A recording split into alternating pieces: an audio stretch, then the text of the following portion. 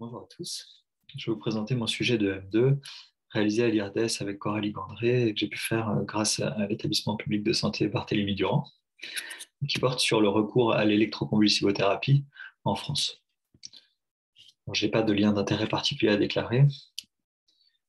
Quand on se penche sur le sujet de l'électroconvulsivothérapie ou sismothérapie ou l'ECT, ce qui est frappant, c'est que son efficacité ne fait pas tellement débat dans la littérature.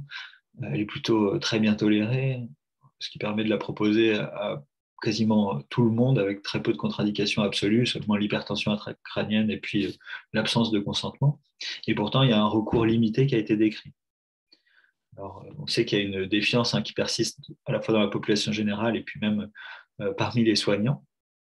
Et puis, il y a autre chose, c'est que c'est un acte technique et la plupart des établissements où sont suivis les patients ne sont pas pourvus du plateau technique qui permet de faire une anesthésie générale, d'avoir accès à la fois à un psychiatre et à un anesthésiste pour réaliser cet acte. En France, il n'y a pas jusqu'à présent d'études à l'échelle nationale sur le sujet.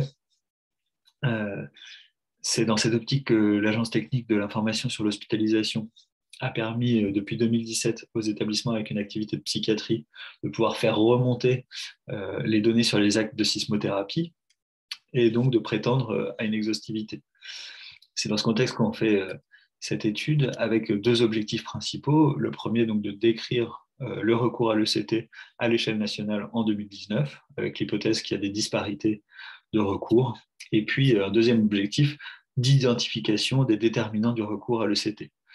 Notre hypothèse ici, c'est que ces variations du recours, elles ne seraient pas seulement liées aux besoins des patients, mais également à des caractéristiques des producteurs de soins. Pour ça, on s'est appuyé sur des bases de données médico-administratives à l'échelle nationale, le PMSI et le RIMP, le recueil d'informations médicalisées en psychiatrie, qu'on a complété avec des données sociodémographiques et économiques. Pour notre premier objectif, on est donc dans ces bases parties de l'ensemble des actes de 2019 de sismothérapie afin d'identifier et caractériser tous les patients et établissements concernés par la sismothérapie en France.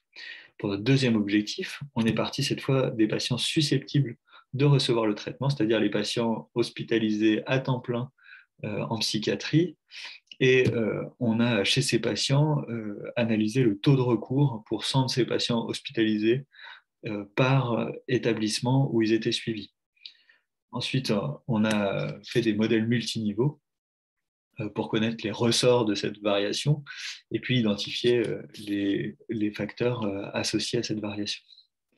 Alors, je vous présente maintenant nos résultats. Notre premier objectif nous a permis de recenser les 122 établissements qui ont réalisé près de 45 000 actes de CT pour 3 705 patients en France en 2019, ce qui fait un taux de recours pour 10 000 habitants année de 0,6.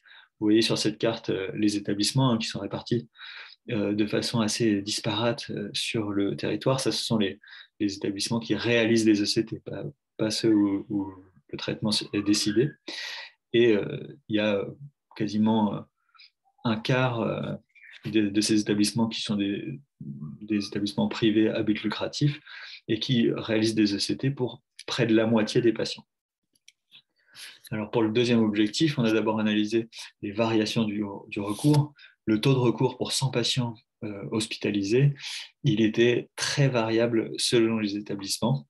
Et dans nos différents modèles, on a pu identifier que les facteurs individuels, ils expliquaient seulement 6% de la variation du recours entre établissements, tandis que les facteurs liés aux producteurs de soins, eux, ils expliquent près de la moitié de la variation du recours.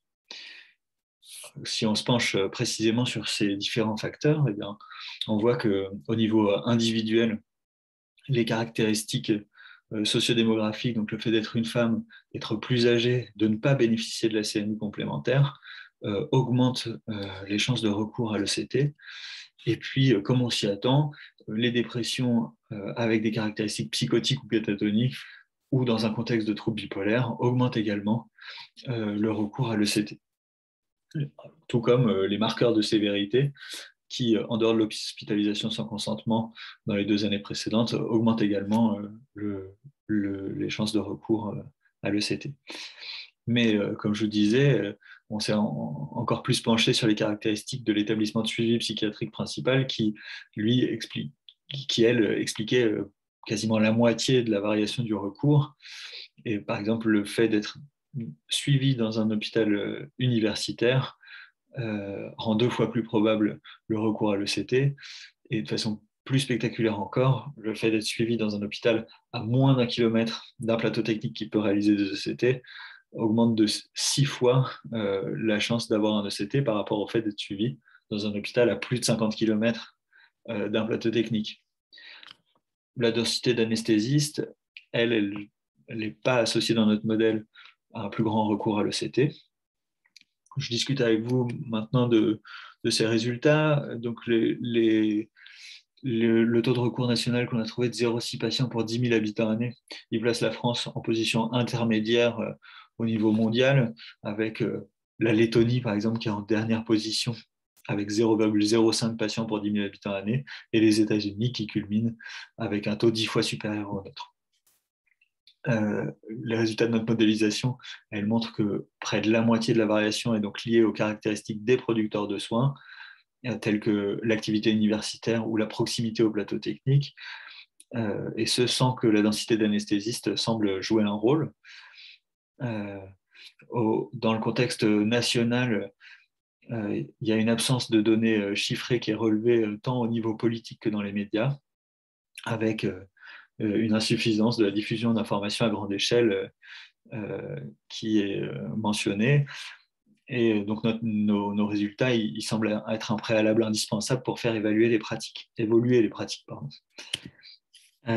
Notre étude, elle a pourtant des limites liées à la méthodologie d'une part. Il s'agit d'une étude rétrospective qui permet donc pas d'interprétation causale des résultats, même s'ils vont plutôt dans le sens de nos hypothèses.